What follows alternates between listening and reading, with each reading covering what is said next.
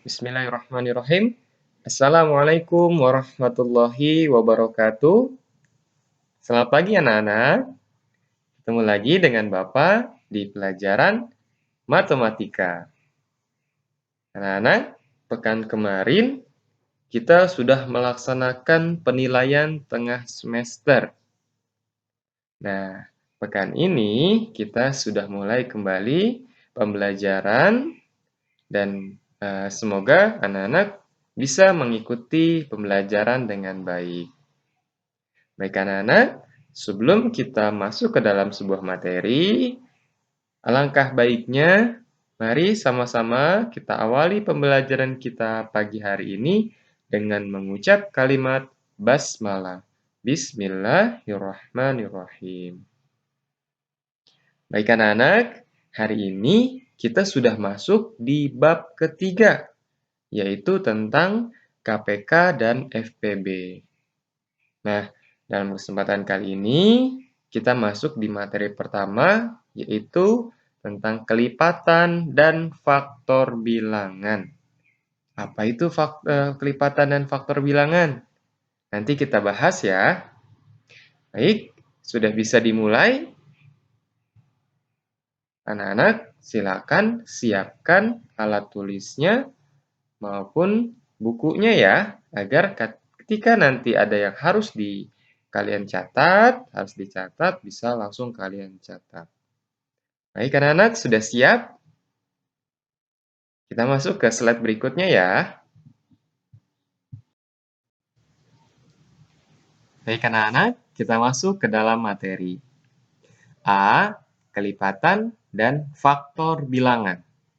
Nah, kita bahas satu-satu ya. Kita bahas kelipatan bilangan terlebih dahulu. Anak-anak, ada yang tahu kelipatan bilangan itu apa? Oke, perhatikan ya. Kelipatan suatu bilangan adalah hasil perkalian bilangan tersebut dengan bilangan asli. Hasil perkalian, ya. Oke, seperti apa sih? Lihat contohnya. Tentukan bilangan kelipatan 2.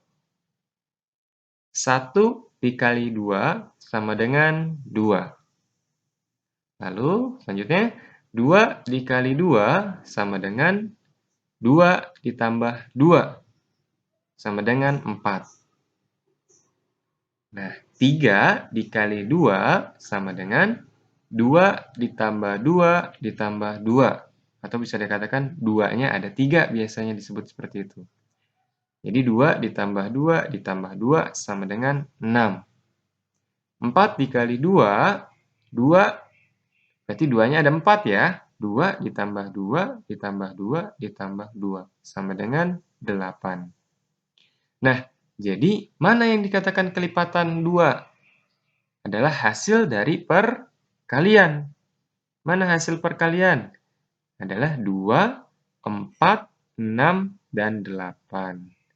Nah, dan seterusnya ya. Jadi, dilipatkan 2 terus, ditambah 2, ditambah 2, dan seterusnya. Nah, jadi bilangan kelipatan 2 adalah 2, 4, 6, dan 8. 6, 8, dan seterusnya. Seperti itu. Oke, nanti kita bahas lagi ya. Sampai sini paham ya? Oke. Baik anak-anak, kelipatan bilangan juga bisa ditentukan menggunakan garis bilangan loh. Seperti apa contohnya? Perhatikan ya. Tentukan 4 bilangan kelipatan 3. Yang pertama. Tentukan 4 bilangan kelipatan 3 yang pertama. Nah, bagaimana cara penyelesaiannya? Pertama, kalian harus buat dulu nih garis bilangannya.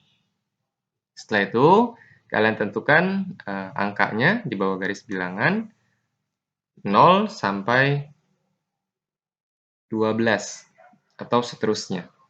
Nah, karena ditanyakan hanya ditentukan kelipatan 3 yang pertama, di sini ditulisnya hanya sampai 12. Nah, bagaimana cara menentukan kelipatan 3? Nah, kita mulai dari angka 0. Nah, angka 0 ini kita lipatkan 3 poin, ya. Kita lipatkan 3. Nah, jadi setiap kelipatan ditambah 3 ya. Setiap setiap kelipatan ditambah 3.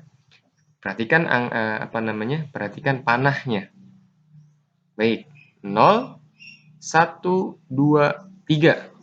Nah, kita hitungnya dari 1, 2, 3. Itu dilipat 3 poin. Berarti angka pertama yaitu adalah 3. Ya, 3. Nah, yang kedua, 3 ini ditambah 3 poin lagi. Ya, 3 ini ditambah 3 poin. Menjadi berapa? Menjadi 6. Lihat panahnya. Ya, menuju ke angka 6. Nah, 6 ini terus seperti itu. Ditambah 3 lagi. Nah, 6 tambah 3 berapa? 9. Nah, panahnya ke angka 9. Lalu 9 pun sama ditambah 3. 9 tambah 3 berapa? 12. Ya, panahnya ke angka 12. Seperti itu dan seterusnya. Karena yang ditanya hanya 4 bilangan kelipatan 3 yang pertama, berarti sudah kita tahu nih. Ya, kita sudah tahu sesuai dengan panahnya tuh. Nah, 3, 6, 9, dan 12.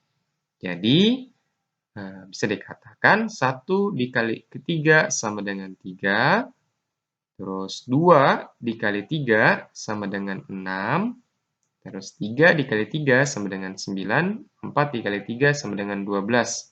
Ini kalau dalam bentuk perkaliannya. Jadi, bisa dikatakan 4 bilangan kelipatan 3 yang pertama adalah 3, 6, 9, dan 12.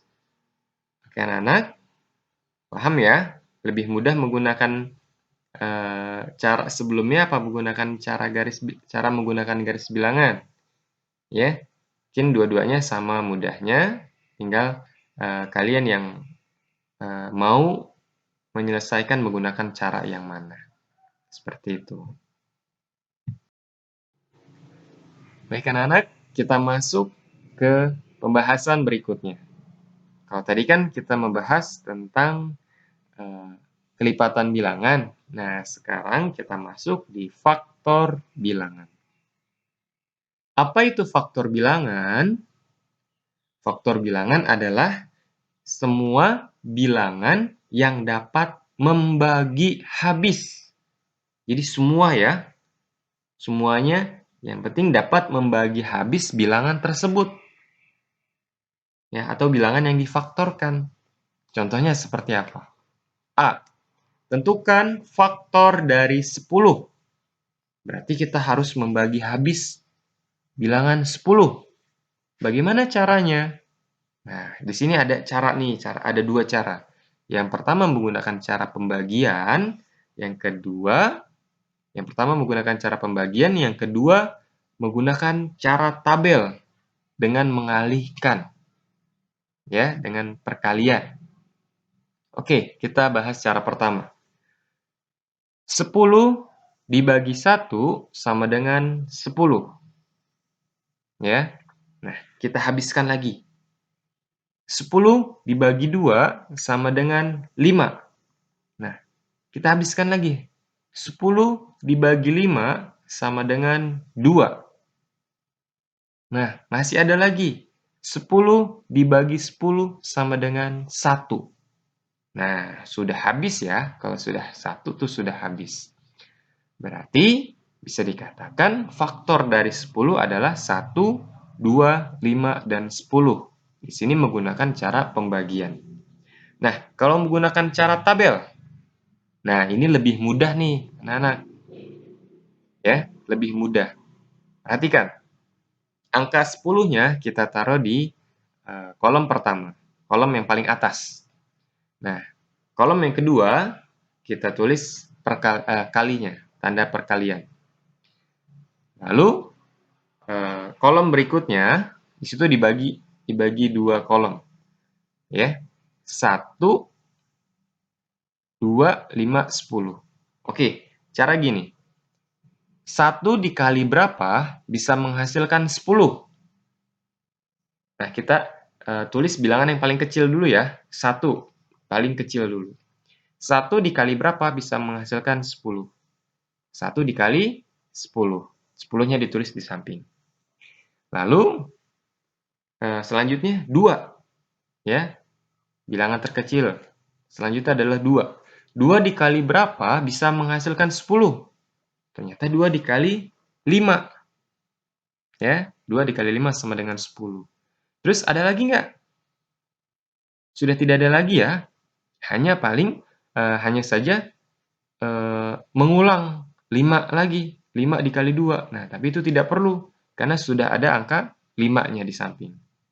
Nah, di sini sudah ketahuan atau sudah selesai nih cara perhitungannya. Nah, bisa dikatakan faktor dari 10 adalah 1, 2, 5, dan 10. Mudah ya? Oke. Karena semua bilangan tersebut dapat membagi habis 10. Seperti itu anak-anak. Semoga bisa dipahami ya. Oke, selanjutnya.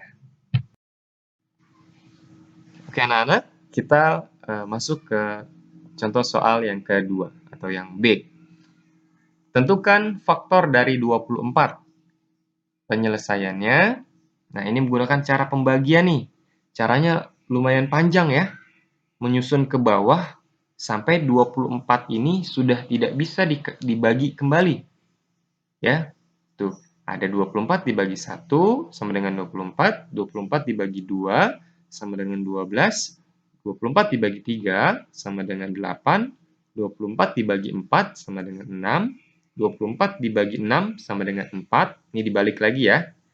24 dibagi 6 sama dengan 4, 24 dibagi 8, tuh dibalik lagi ya, sama dengan 3, 24 dibagi 12 sama dengan 2, 24 dibagi 24 sama dengan 1. Nah, sudah tidak bisa dibagi lagi. Nah, bagaimana untuk cara mempermudahnya? Kalian menggunakan cara tabel, yaitu tabel perkalian. Ya, tabel perkalian mencari faktor bilangan. Nah, angka 24-nya kamu tulis di paling atas, 24. Nah, tabel kedua, kolom kedua kamu tulis tanda perkalian. Lalu di sini di bawahnya ada 2 kolom, ya, kolom 1 dan kolom 2. Nah, kita cari yang paling kiri dan kamu harus cari bilangan yang paling kecil dulu, yaitu 1. Ya. 1 dikali berapa bisa menghasilkan 24? Di kolom pertama nih. Berarti 1 dikali 24, ya, karena menghasilkan 24. Turun lagi. 2. 2 dikali berapa bisa menghasilkan 24? Oh, ternyata dikali 12. Ya. Terus, 3 dikali berapa bisa menghasilkan 24? Oh, ternyata dikali 8. Turun lagi. 4 dikali berapa bisa menghasilkan 24? Ternyata dikali 6. Nah, masih bisa turun lagi nggak? Sudah tidak bisa ya. Kenapa? Karena pasti masuk ke angka 6 dan itu sudah ada di sini. 4 dikali 6. Jadi tidak perlu dibalik lagi. Tidak perlu dibalik 6 dikali 4 ya. Jadi sudah cukup 4 dikali 6. Nah, sudah ketemu nih hasilnya. Nah, sudah bisa kamu tulis nih. 1, 2, 3, 4. Nah, kamu sambung ke sampingnya 6, 8, 12, 24. Itu cara menggunakan kolom ya, cara menggunakan kolom. Sangat mudah ya. Dibandingkan menggunakan menggunakan tabel. Ya, sangat mudah ya cara menggunakan tabel dibandingkan menggunakan pembagian harus kamu hitung dari atas sampai bawah. Seperti itu. Paham ya anak-anak ya? Oke, kita lanjut ke materi selanjutnya. Baik anak-anak, selain dengan pembagian, faktor suatu bilangan juga bisa digunakan atau ditentukan dengan menggunakan persegi dan persegi panjang.